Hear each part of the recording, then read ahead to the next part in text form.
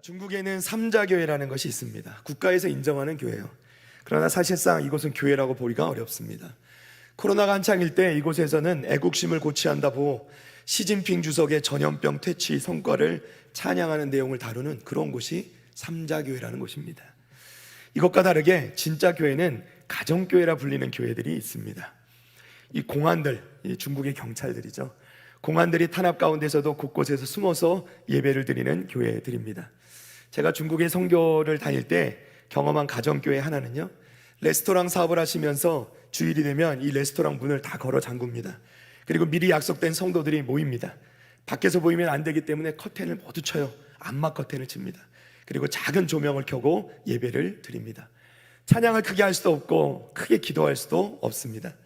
저는 말씀을 전하기 위해 갔었는데 놀라운 것은 앞에서 인도하는 청년이 찬양을 시작하자마자 여기저기서 울음이 터지기 시작합니다. 너나 할 것 없이 모두가 울면서 그렇게 찬양을 한참 하고 또 기도도 한참 하고 말씀 시간이 되었습니다. 제가 말씀을 전하는데 사실 중국 사람들이잖아요. 통역을 거쳐서 말씀을 전합니다. 근데 통역하는 선교사님이 먼저 울기 시작하는 거예요. 그리고 말씀 듣는 성도들이 다 눈물바다가 됩니다. 제가 무슨 그렇게 대단한 말씀을 전한 것이 아닌데 그냥 말씀을 듣는 것만으로 눈물이 쏟아지는 거예요. 그렇게 한참을 눈물 속에 예배를 드리고 그리고 난 후에는 커튼을 걷고 그 다음에 모여서 즐겁게 음식을 먹으며 교제를 나누었습니다. 또 다른 곳은 중국의 온주라는 곳인데요, 이곳은 비교적 예배드리기가 좀 좋은 곳입니다. 여기에는 중국의 그리스도인들이 참 많이 있는 곳이에요. 좀 특별한 동네입니다. 이곳에서 가정교회 지도자들을 훈련시켜 파송하는 것인데 수련회 같은 것이 열려서 모처럼 흩어져 있던 가정교회 그 지도자들이 다시 모이는 거예요. 그런데 공안에서 이 정보를 입수하고 이 교수 역할을 하시는 이 지도자 목사님을 추방시켜버린 거예요. 이 목사님이 한국으로 어쩔 수 없이 들어오셨는데 이 선교사님을 저가 만나게 된 거예요. 저를 만나시고 저에게 부탁을 하셔서 제가 급하게 준비를 하고 대신 이 선교사님 대신 제가 그곳에 가게 되었습니다. 원래 제가 갈 때는 이제 교사 교육을 맡은 것이었는데요, 갑자기 담당하는 간사님이 오시더니 저보고 저녁 집회도 해달라는 겁니다. 고민하는데 얼마나 간절하게 부탁하는지 거절할 수가 없었습니다. 사실 쉽지 않았던 게 오전에 3시간 넘게 통역을 통해 강의하고 오후에 또 3시간 넘게 통역을 통해 강의하고 그리고 저녁에 다시 2시간 이상 집회를 인도해 달라는 것이었습니다.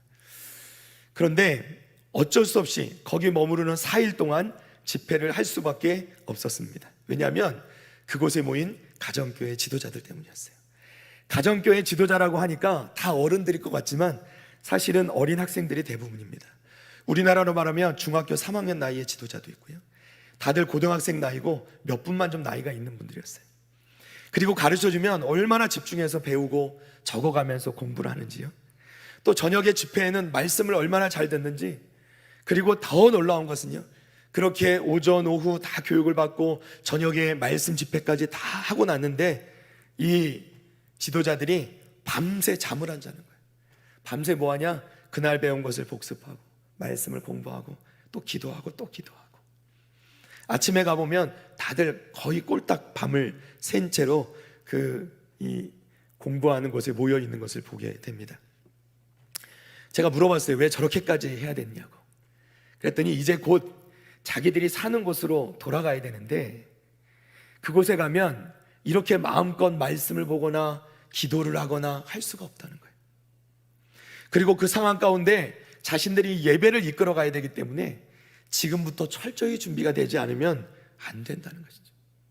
너무 충격적이었어요. 제가 떠날 때 얼마나 아쉬워하든지 제가 거의 보이지 않을 때까지 손을 흔들고 있더라고요. 사랑하는 성도 여러분, 우리의 예배는 어떠합니까? 간절함이 있습니까? 하나님 말씀을 듣는 감격이 있습니까? 그렇지 않다면 무엇이 빠진 걸까? 오늘 함께 읽은 본문 말씀, 우리가 잘 아는 사마리아 여인을 만나신 예수님의 말씀입니다. 이 말씀을 통해서 예배가 어떤 것인가를 잠시 짧게나마 살펴보고자 합니다. 첫째로, 예배는 살아계신 하나님과의 만남으로 시작됩니다. 요한복음 4장 19절과 20절입니다. 여자가 이르되 주여, 내가 보니 선지자로소이다. 우리 조상들은 이 산에서 예배하였는데 당신들의 말은 예배할 곳이 예루살렘에 있다 하더이다. 자, 사마리아 여인은 예수님을 만나고 예수님이 선지자이심을 알았습니다. 그런데 아직까지 예수님이 어떤 분인지 확실히 이해한 것은 아니었어요. 그러나 어쨌든 이 주님을 만남으로부터 이 사마리아 여인의 이 예배가 시작됐다는 거예요. 이 여인은 가장 먼저 예배에 관한 질문을 던집니다. 알고 보면 삶의 문제가 더 많은 여인이었음에도 불구하고 그는 영적인 질문을 한 것이죠. 그 중에서도 예배에 관한 질문을 했어요. 자, 우리의 예배의 대상은 누구인가? 우리 살아계신 하나님 한 분이신 줄로 믿습니다. 자, 골로새 1장 16절 말씀 보니까 만물이 그에게서 창조되되 하늘과 땅에서 보이는 것들과 보이지 않는 것들과 혹은 왕권들이나 주권들이나 통치자들이나 권세들이나 만물이 다 그로 말미암고 그를 위하여 창조되었고. 아멘. 모든 것이 다 하나님을 위하여 창조되었는데 모든 것이 다 그분을 경배하기 위해 만들어졌다는 거예요. 사랑하는 성도 여러분, 저와 여러분도 우리 모두가 다 하나님께 예배하기 위해 창조되었음을 믿으시기를 바랍니다. 여러분, 이 목적대로 살아야 돼요. 목적대로. 이 목적대로 살지 않으면 제대로 사는 것이 아닌 것이죠. 우리 삶의 목적은 오직 하나님을 예배하기 위한 거예요. 우리가 예배할 때 우리는 바르게 사는 것이고 예배하지 않으면 우리는 바르게 사는 게 아니라는 거예요. 할렐루야. 두 번째로 우리가 알 수 있는 것은 이 예배라는 것이 특정 장소에 국한되지 않는다는 겁니다. 자, 4장 21절입니다. 예수께서 이르시되 여자여 내 말을 믿어라. 이 산에서도 말고 예루살렘에서도 말고 너희가 아버지께 예배할 때가 이르리라. 아멘. 자, 예수님은 예배가 더 이상 장소와 관련되지 않을 때가 올 것이라 이렇게 말씀합니다. 자, 토니 에반스란 목사님은 예배를 자신이 있는 곳으로 제한하면 예배 장소를 떠나는 순간 구겨진 교회의 주보처럼 예배 태도를 떠나게 될 것이다 이렇게 말했어요. 자, 이 말씀의 뜻을 우리가 잘 이해해야 됩니다. 그러니까 예배라는 게 특정 장소에 국한되지 않는다는 것, 이것은 그러니까 교회가 아니라 아무 데서나 예배드려도 된다? 아니죠. 그렇게 생각하면 옵니다. 예. 오히려 우리는 이 말씀 가운데서 무엇을 생각해야 되냐면 바울 사도의 로마서 12장 1절 말씀을 생각해야 돼요. 무슨 말씀이냐? 그러므로 형제들아 내가 하나님의 모든 자비하심으로 너희를 권하노니 너희 몸을 하나님이 기뻐하시는 무엇으로? 거룩한 산 제물로 드리라. 이는 너희가 드릴 무엇이라고요? 영적 예배니라. 할렐루야. 자, 거룩한 산 제물, 영적 예배, 이것이 무슨 뜻이죠? 우리 삶 전체를 하나님께 예배로 드려야 된다는 거예요. 여러분, 교회에 있을 때만 신앙인처럼 살지 말고 어디에 있든지 누가 보든지 상관없이 변함없이 내 삶의 자리에서 예배하는 자로 살아가야 한다는 겁니다. 여러분이 있는 곳은 가정도 예배하는 곳이 되어야 되고 여러분이 있는 곳은 직장도 예배하는 곳이 되어야 된다는 거예요. 교회 바깥을 벗어나는 순간 전혀 그리스도인이 아닌 것처럼 살아가서는 안 된다는 거예요. 왜냐하면 우리가 성령이 거하시는 전이기 때문입니다. 아멘. 예수님 말씀은 그거예요.